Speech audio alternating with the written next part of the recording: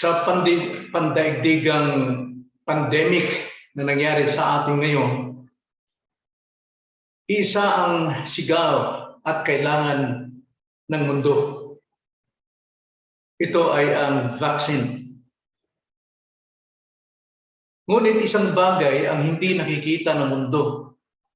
Ngayon, na lahat ng tao ay nagtataglay ng ganitong karamdaman na walang doktor o taong makapagbibigay ng gamot. At ito ay pandemic sapagkat lahat ng tao, maging doon pa lamang sa sinapupunan, taglay na nito ang kasalanan. Yan po ang pandemic ng daigdig. At ayon sa Romans 3:23, yamang ang lahat ay nagkasala at hindi nakaabot sa kaluwalhatian ng Diyos. Hindi po nakaabot sa kaluwalhatian ng Diyos. Kaya nga, Romans 5:12, kaya kung paanong sa pamamagitan ng isang tao ay pumasok ang kasalanan sa sanlibutan, at sa pamamagitan ng kasalanan ay ang kamatayan.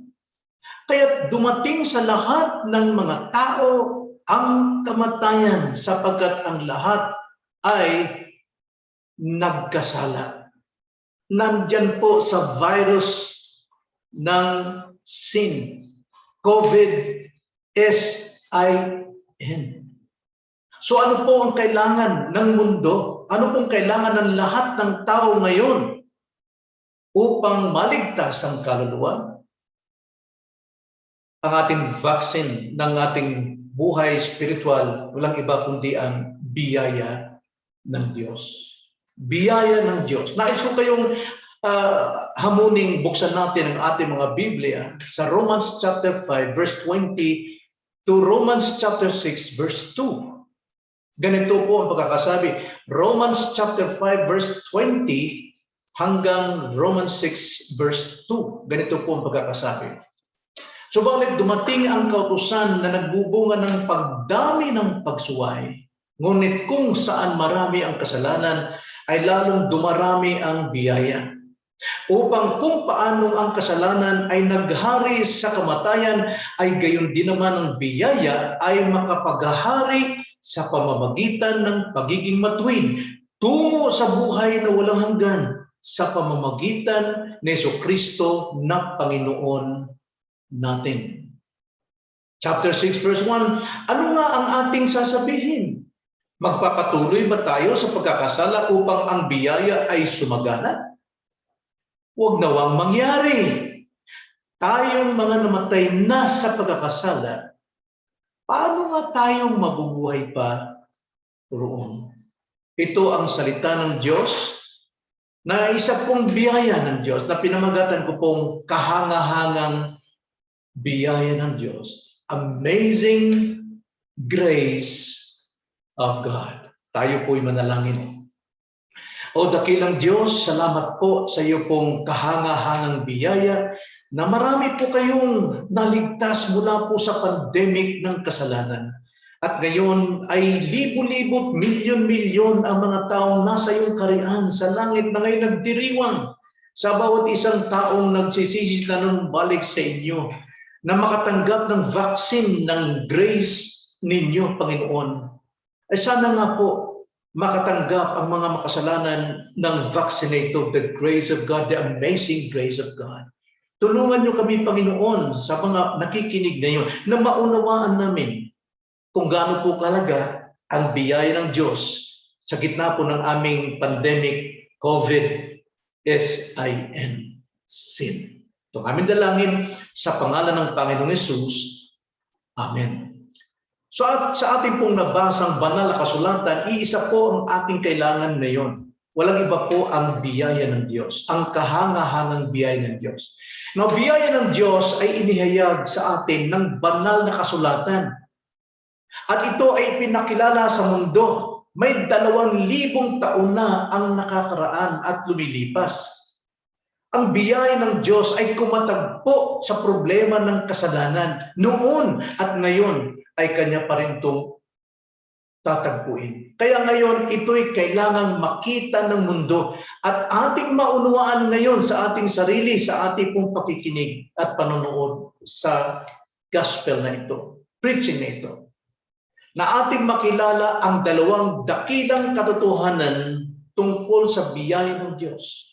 Katotohanan na makikita natin sa biyaya ng Diyos. Dalawa po ang ating pong pag-aralan at nais kong ibahagi sa inyo. Unang-unang biyaya ng Diyos ay na ang biyaya ng Diyos ang siyang kasagutan ng kasalanan. At ikalawa, ang biyaya ng Diyos ay hindi lisensya upang gumawa ng kasalanan.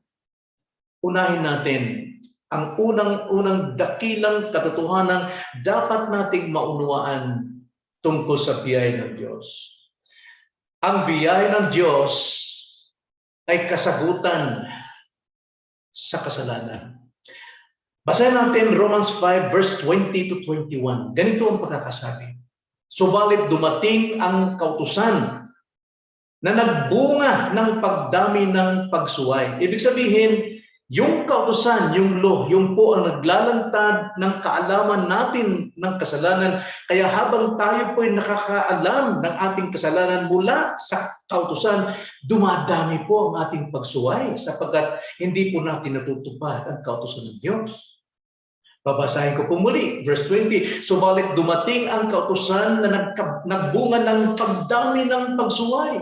Ngunit, ito pong ngunit kung saan marami ang kasalanan, ay lalong dumarami ang biyaya. Dumarami ang biyaya. Ibig sabihin, higit kaysa sa pagdami ng kasalanan. Bakit po? Verse 21, upang kung paanong ang kasalanan ay naghari sa kamatayan, ay gayon din naman ng biyaya ay makapaghari sa pamamagitan ng pagiging matuwid tungo sa buhay na walang hanggan sa pamamagitan ni Jesucristo na ating Panginoon. So mapapansin natin, dito pa lamang sa ating binasa, napakalino po na sa ating pong problema sa kasalanan, pandemic ng kasalanan, biyaya ng Diyos ang kasagutan ng kasalanan. Kautusan po ang siyang nagbubunga ng pagdami ng kaalaman natin sa pagsuway. Habang binabasa natin ang kautusan, lalo tayong nilulugmok nito na tayo makasalanan. Ngunit isang bagay ang ginagawa ng kautusan, tayo dinadala kay Jesus na siyang ating pag-asa, ang biyaya ng kaligtasan.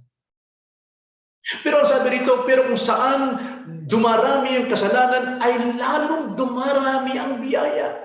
Ano ang pinapakita rito mga kapatid? Unang-una, biyaya ang gamot at hindi dahilan upang hatulan o ang tao ay nasa paghahatol. Tandaan natin, biyaya is cure and not cause of condemnation. Ang biyaya po ang gamot sa pandemic ng kasalanan at hindi dahilan upang ang tao ay mahatulan. Tingnan niyo ang sinasabi sa John 3:16 kung anong ginagawa ng biyaya. Sapagkat gayon na lamang ang pag-ibig ng Diyos sa sanlibutan na ibinigay niya ang kanyang tanging anak. Ibig sabihin po ng ibinigay ng libre, biyaya. Basahin natin muli. Sapagkat gayon na lamang ang pag-ibig ng Diyos sa sanlibutan na ibiniyaya niya ang kanyang tanging anak upang ang sino mang sa kanya'y sumampalataya, huwag mapapahamak, kundi magkaroon ng buhay na walang hanggan. Sapagkat hindi sinugo ng Diyos ang anak sa sanlibutan upang hatulan ng sanlibutan, kundi upang ang sanlibutan ay maligtas sa pamamagitan niya. Bakit kailangang iligtas sa sanlibutan? Sapagkat ang sanlibutan ay nasa kahatulan. Kaya nga sabi sa verse 18, ang sumasampalataya sa Kanya ay hindi hinahatulan. Ngunit ang hindi sumasampalataya ay hinatulan na. Unawain natin dyan. Hinatulan na. Sapagkat hindi siya sumasampalataya sa pangalan ng tanging anak ng Diyos. At tignan natin. Mapapahamak ba ang tao dahil sa disobey sa gospel, dahil sa hindi pagsunod o paniniwala sa gospel? Hindi po. Ang sabi po sa verse 18, ang tao po'y nahatulan na. Nahatulan na. Kaya kailangan niyang makinig ng gospel. Kaya hindi po ang pagtanggi sa gospel ang humahatol sa kanya. Hindi gospel humahatol sa isang makasalanan. Panibagong tanong, hahatulan ba ng Diyos ang mga pagano na hindi kailanman nakarinig kay Hesukristo? Hindi. Hindi po. Bakit po? Sapagkat sila'y nahatulan na. Wala nang excuse sa kanila na sila po ay maligtas pa. Nahatulan na, condemned already. Bakit po? Tingnan nyo, Romans 1:21, kilala nilang totoong Diyos, pero anong kanilang ginagawa? Ang sabi, mula pa ng likhain ang sanlibutan, ang kanyang walang hanggang kapangyarihan at pagka-Diyos, bagaman hindi nakikita, ay nauunawaan at nakikita sa pamamagitan ng mga bagay ng kanyang ginawa. Lahat ng kapaligiran natin, nagpapatunay na mayroong Diyos upang wala silang maidadahilan. Nakita nyo? Walang maidadahilan ng mga tao sapagkat alam nilang mayroong Diyos. Pero, yung alam, sila po'y nahatulan na. Pero alam nilang mayroong Diyos. Ang sabi sa Romans 2:14, sapagkat kung ang mga hentil na likas na walang kautusan ay gumagawa ng mga bagay ng kautusan, ang mga ito, bagaman walang kautusan, ay siya ring kautusan sa kanilang sarili. Sila'y sumusuway sa mga kautusan na nakasulat sa kanilang puso. Natandaan natin, wala pa pong kautusan, naghahari na ang kasalanan. Romans 5:13, tunay na ang kasalanan ay nasa sanlibutan bago pa dumating ang kautusan. Ngunit hindi ibinibilang ang kasalanan kung walang kautusan. Kahit hanggat hindi nila nalalaman ang kautusan, akala nila wala silang kasalanan. Pero bago pa dumating ang kautusan, makasalanan ng tao simula kay Adan. At ang lahat ng tao ay nahatulan na patungo sa kaparusahan sa impyerno. Hindi siya namumuhay sa kanilang kaalaman, sa kanilang konsyensya. Nagtanong ko sa inyo, ang taong may sakit, mamamatay ba siya dahil hindi nakatanggap ng gamot? Hindi. Hindi po gamot ang maging sanhi ng kanyang kamatayan. Ano ang pumapatay sa kanya? Yung kanyang karamdaman, hindi yung gamot. Kaya kailangan niya ng gamot upang siya ay hindi mamatay sa kanyang karamdaman. Kailangan nila ang gospel upang sila ay hindi tuluyang mamatay sa kasalanan sapagkat sila ay nahatulan na. Kaya nga, biyaya ay gamot at hindi dahilan parang tao ay mahatulan. Nahatulan na ng tao kaya kailangan nila ang biyaya. Kailangan nilang makinig ng gospel sapagkat yun ang gamot ng kanilang kamatayan sa impyerno.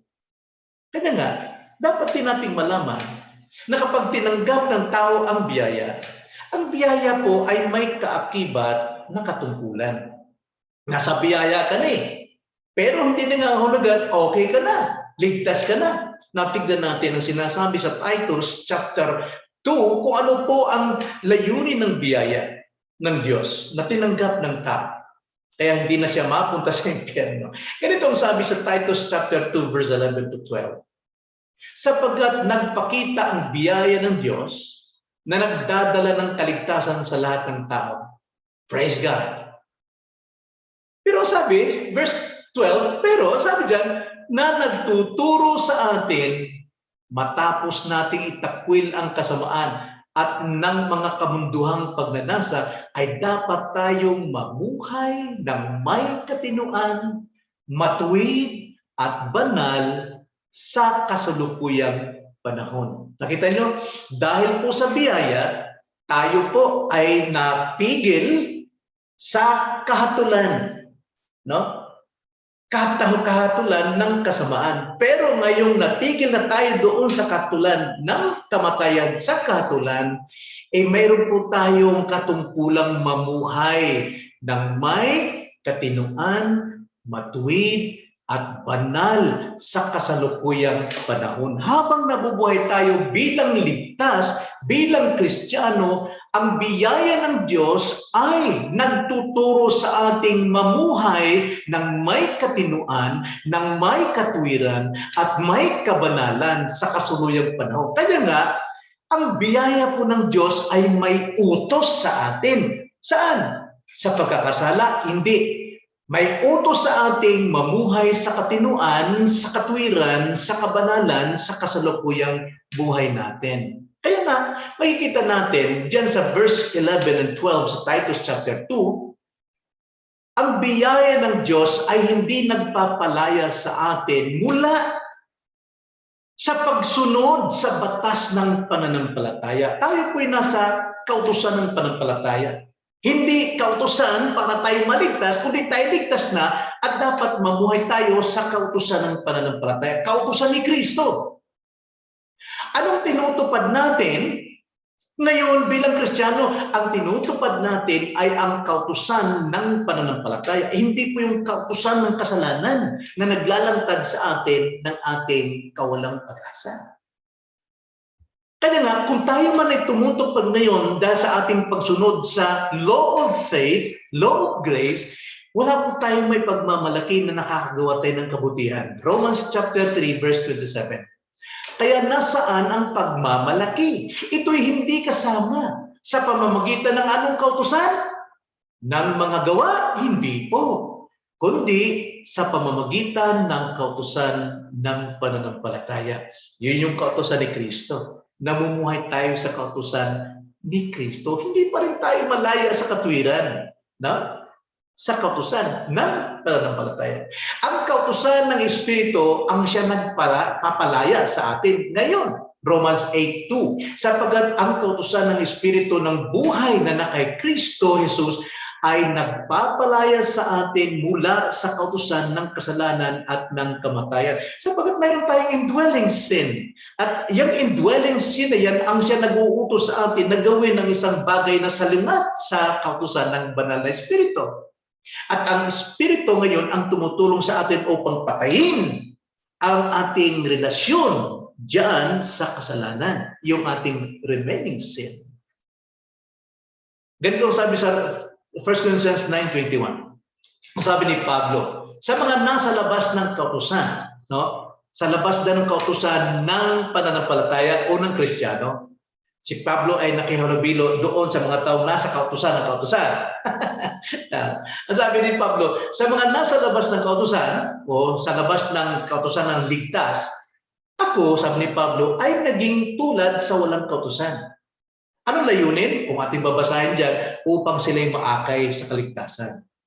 Pero sabi ni Pablo, bagamat ako'y namumuhay na doon sa mga taong labas na sa kautusan nila, sa kasalanan, ang sabi ni Pablo, bagamat hindi ako malaya mula sa kautusan sa Diyos, kundi nasa ilalim ng kautusan ni Kristo, upang mahikayat ko ang mga nasa labas ng kautusan.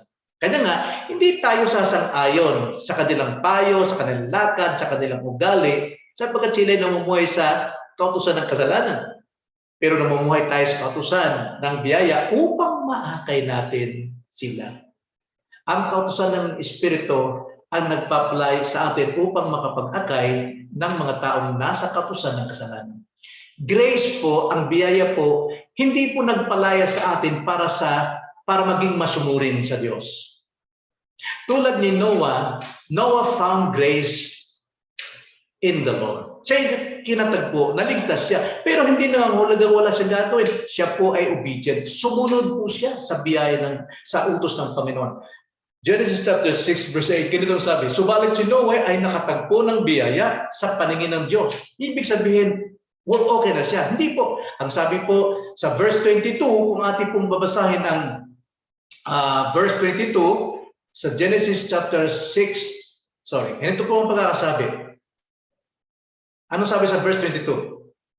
Gayon ang ginawa ni Noe, ginawa niya ang ayon sa lahat ng iniutos sa kanya ng Diyos. Ano yung ginawa? Yung paggawa ng arka, ayon sa sukat, ayon sa kalooban, ayon sa disenyo ng Panginoon. Dahil siya ay nasa kautusan na ng Diyos. At ang sabi po sa Bagong Tipan, basahin natin ng Hebrews chapter 11 verse 7, sa pamamagitan, sa pananampalataya, by faith, sa pananampalataya si Noe, nang mabigyan ng Diyos ng babala tungkol sa mga bagay na hindi pa nakikita, ay pinakinggan ang babala at gumawa ng isang daong para sa kaligtasan ng kanyang sambahayan. Sa pamamagitan niya ay hinatulan niya ang sanlibutan at siya'y naging tagapagmana ng katuwiran ayon sa pananampalataya. See? Sumunod siya sa Panginoon. Gumawa siya ng arka para maligtas ang kanyang mga anak mula sa baha. Hindi po kaligtasan ng kaluluwa. At hinatulan niya ang sanlibutan na dapat silang humiwalay diyan upang siya ay maging tagapagmana ng katuwiran ayon sa pananampalataya. Again, taga-Efesus, naligtas sila by faith, by grace. Pero anong sabi? Sila po'y sumunod. Ephesians chapter 2 verse 8, sapagkat sa biyaya kayo naligtas sa pamamagitan ng pananampalataya, at ito'y hindi sa pamamagitan ng inyong mga sariling gawa, ito'y kaloob ng Diyos. Kaya sabi sa verse 10, lumaktaw tayo, sapagkat sino mang tumutupad. Sa verse 10, verse 9 and 10 sa ating teksto, Ephesians 2 verse 9, hindi sa pamagitan ng mga gawa upang ang sino man ay huwag mamalaki, sapagkat tayo'y kanyang pinakamahusay na gawa na ninilang kay Kristo Jesus para sa mabubuting gawa na inihanda ng Diyos ng una upang siya nating lakaran. So yung din ang buhay ng Efesos, lumalakad sila sa pagsunod sa biyaya. Maging ang mga taga-Roma, sila po ay naligtas sa biyaya ng Diyos. Pero sila naging masunurin. Romans chapter 6 verse 4, kaya tayo'y inilibing na kasama niya sa pamagitan ng bautismo tungo sa kamatayan, na kung paanong si Kristo ay muling nabuhay mula sa mga patay sa pamamagitan ng kaluwalhatian ng Ama, gayon din naman tayo'y makakalakad sa panibagong buhay. Ganun din. Verse 17, the same chapter. Ngunit salamat sa Diyos na bagamat tayo'y dating mga alipin ng kasalanan, kayo'y taos-pusong sumunod sa anyo ng aral sa gospel na doon ay pinagkatiwala kayo.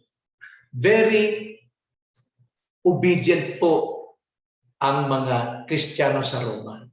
So, hindi po yung kabutihan ang pamalit sa masama. Kailangan pang magdanak o idanak ang dugo ni Kristo upang ang kasamaan ay mapalitan ng kabutihan. Kaya nga, ang kasalanan po ang siyang nagpipigil sa atin upang wag nating kitain ang kaligtasan. Romans 3:23, for all have sinned and fall short to the glory of God, and the wages of sin is death. Wages, yung pagsisikap. No? Pagtatrabaho para maligtas, habang tinatrabaho mo sa sarili mong gawa ang kaligtasan, lalo kang mapupunta sa kapahamakan. Sin cannot redeem us. Sin cannot redeem by man. Only Christ. Only by God's grace. Romans chapter 5, verse 6 to 11, ganito po ang pagkakasabi. Sapagkat noong tayo ay may hina pa, sa tamang panahon, si Kristo ay namatay para sa masasama. Sabagat bihirang mangyari ng isang tao ay mamatay alang-alang sa isang tao matuwid. Bihira po. Marahil mayroong taong nagpapakamatay para sa matuwid na tao. No? Ang sabi diyan, bagamat alang-alang sa isang mabuting tao, marahil mayroon ding mga ngas mamatay. Pero, anong kinamatayan ni Kristo? Verse 8, subalit pinatunayan ng Diyos ang kanyang pag-ibig sa atin, na nung tayo'y mga makasalanan pa, si Kristo ay namatay para sa atin. Hindi dahil tayo mabuti o tayo matuwid. Lalo pa nga, ngayong itinuring tayong ganap sa pamamagitan ng kanyang dugo, ay maliligtas tayo sa galit ng Diyos sa pamamagitan niya. Sapagkat kung noong tayo'y mga kaaway, ay pinagkakasundo tayo sa Diyos sa pamamagitan ng kamatayan ng kanyang anak. Lalo ngayong ipinagkasundo na, ay maliligtas tayo sa pamamagitan ng kanyang buhay. At hindi lamang gayon, kundi tayo'y nagagalak rin sa Diyos sa pamamagitan ng ating Panginoong Hesus, na sa pamamagitan niya'y tinamo natin ngayon ang pakikipagkasundo. Nakita nyo, hindi po mababayaran ang ating kaligtasan sa pamagitan po ng pagsisikap ng tao o anumang reliyon. Hindi natin kinikita ang kaligtasan sa sandaling tayo po'y sumampalataya sa Panginoon. Na marami pong nagsasabi na dahil sa akin pananampalataya ako'y naligtas. Remember, there's only one Savior and that is Jesus Christ. Jesus lang talagang Savior natin. At anong ginawang pagliligtas ni Kristo sa atin? Buhay niya, inalay niya, nagpatapos sa krus at inilibing siya at muli na buhay. At dahil dyan, ipinangaral ang mabuting balitang ito. At dahil sa pangangaral, tayo po'y nakatanggap, kaya tayo nakaalam ng katotohanan at tayo sumampalataya. At ang faith na yan mula doon sa pakikinig natin sa tamang salita na ating naunawaan. At doon natin natanggap ang kaligtasan. Pero in short, we are saved by grace through our faith. Hindi pwedeng sabihin ang pananampalataya ang nagligtas sa atin. There is only one Savior and that is Jesus Christ. So yun yung una, mga kapatid. Yung unang bahagi ng biyaya ng Diyos. Biyaya ng Diyos, kasagutan ng kasalanan. Ikalawa, ang biyaya ng Diyos ay hindi lisensya upang magkasala. Romans 6:1 and 2. Ano nga ang ating sasabihin? Magpapatuloy ba tayo sa pagkakasala upang ang biyaya ay sumagana?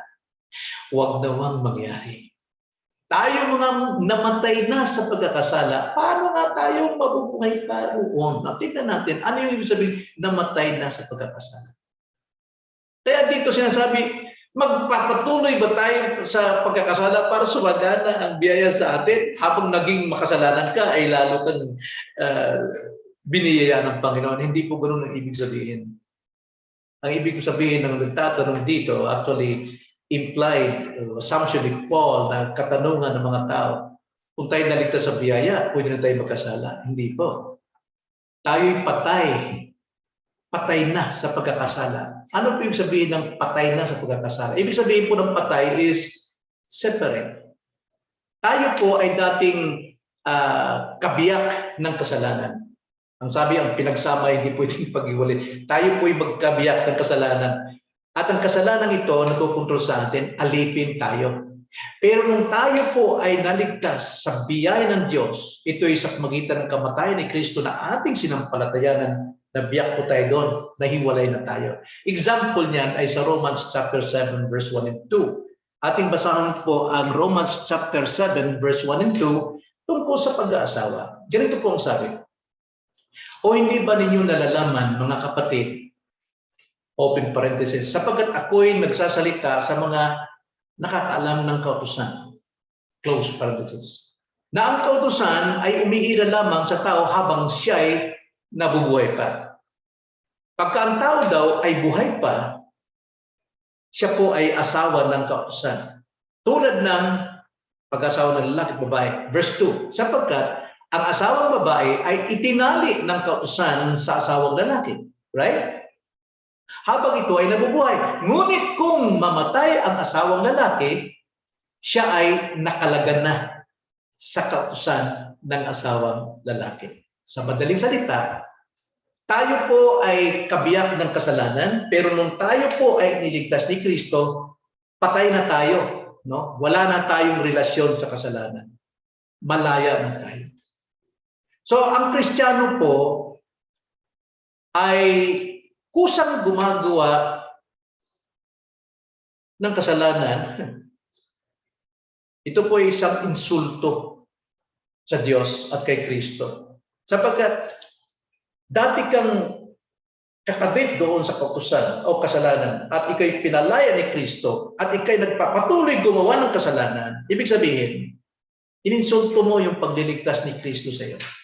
Kaya sabi nga sa Hebrews chapter 10 verse 26 to 29, sapagkat kung sinasadya nating magkasala matapos nating tanggapin ang lubos na pagkakakilala sa katotohanan, ay wala nang natitira pang alay para sa mga kasalanan. Kundi, isang kakilakilabot na paghihintay sa paghuhukom. at isang naglalagablab na apoy na tutupok sa mga kaaway. Ang sumuway sa kautusan ni Moises sa patotoo ng 2 o 3 saksi ay walang awang namamatay. Gaano pa kayang higpit na parusa sa akala ninyo ang nararapat sa kanila na yumurak sa anak ng Diyos at lumapastangan sa dugo ng tipan na nagpabanal sa kanila at umalipustas sa espiritu ng biyaya kung sila'y sadyang gumagawa ng kasalanan? Yan po ay isang napakalaking paglapastangan. Tinanggap nila ang grace ng God sa walang kabuluhan. Marami tumatanggap dyan sa bibig, pero hindi po na nangyari sa buhay nila. Kaya sabi sa 2 Corinthians chapter 6 verse 1, yamang gumagawa kaming kasama niya, nananawagan din kami sa inyo na huwag ninyong tanggapin ang biyaya ng Diyos ng walang kabuluhan. Wow! Sapagkat yung ganito mga tao sa totoo, bigo sila sa biyaya ng Diyos. Hindi nila taglay. Inaangkin lang nila. They profess to be Christian. They profess that they have received grace of God. And yet, talagang sinasadya nilang gumawa ng kasalanan. Hebrews chapter 12 verse 15, ganito ang pagkakasabi, pakaingatan ninyo na baka ang sino may mahulog mula sa biyaya ng Diyos. Baka may ilang ugat ng kapaitan ang sumibol at bumabagabag sa inyo at mahawa nito ang marami.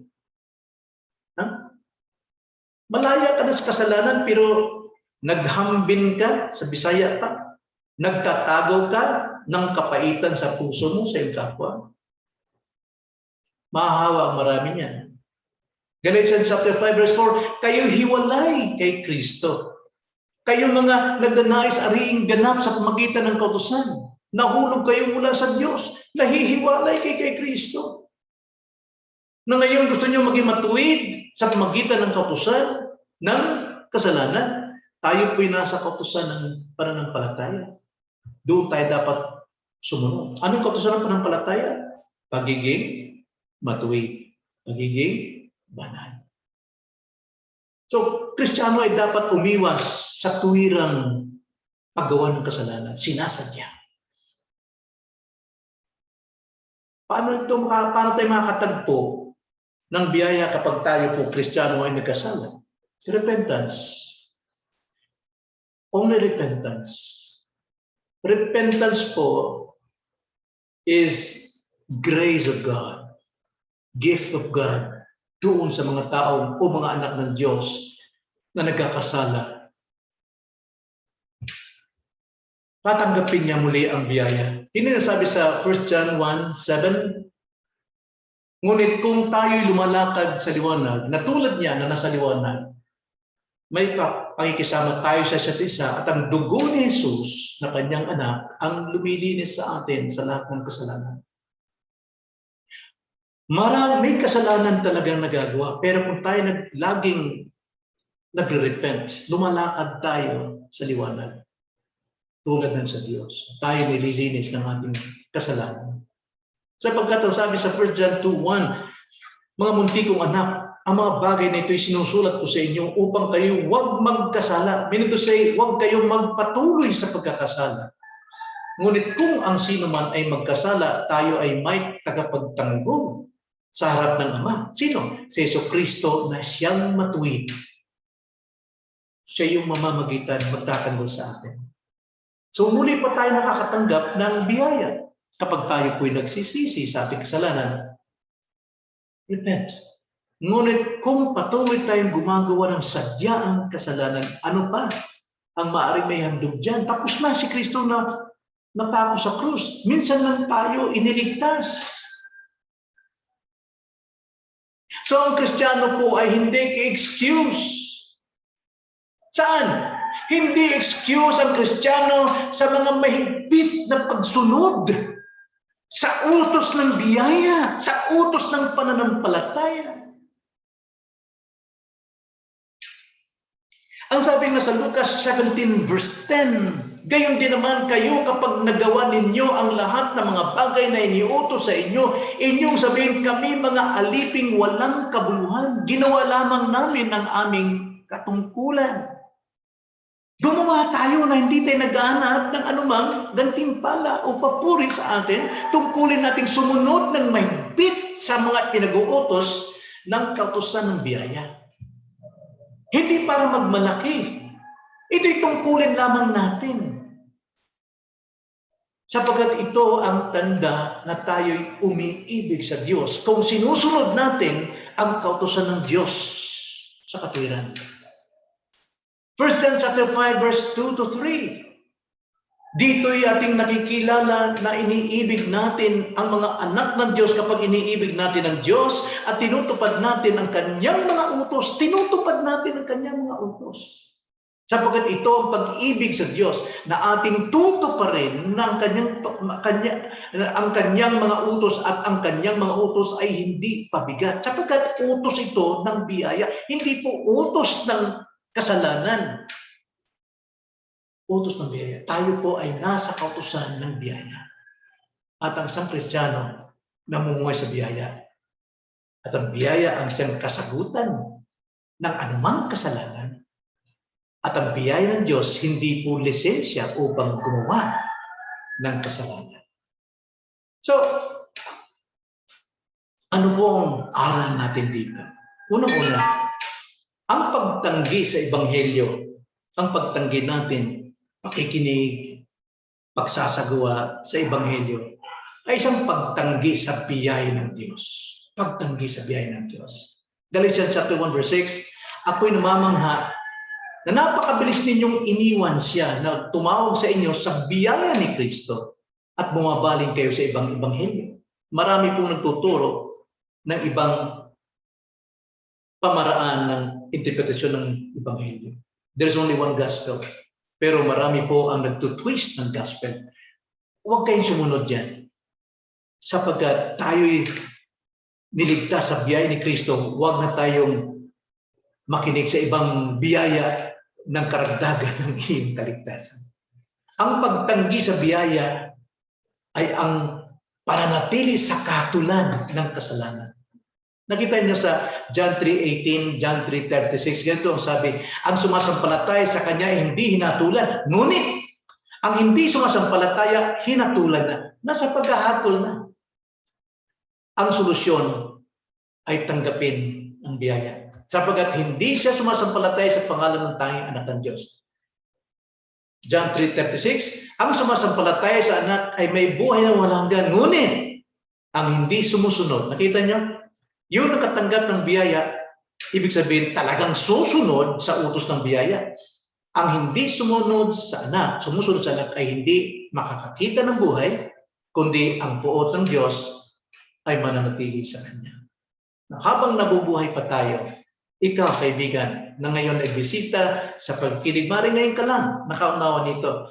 Hanggat nabubuhay ka, may pag-asa ka na maligtas. Sapagkat kapag ikay namatay, tuloy-tuloy po talaga sa impyerno sapagkat ang tao ay nahatulan na.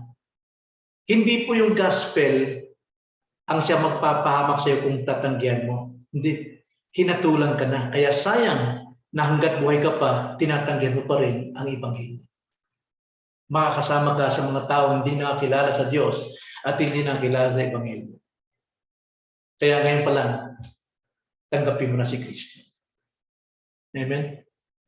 Tayo po ay manalangin. Salamat Panginoon sa iyong salita, ang iyong kahangahangang biyaya.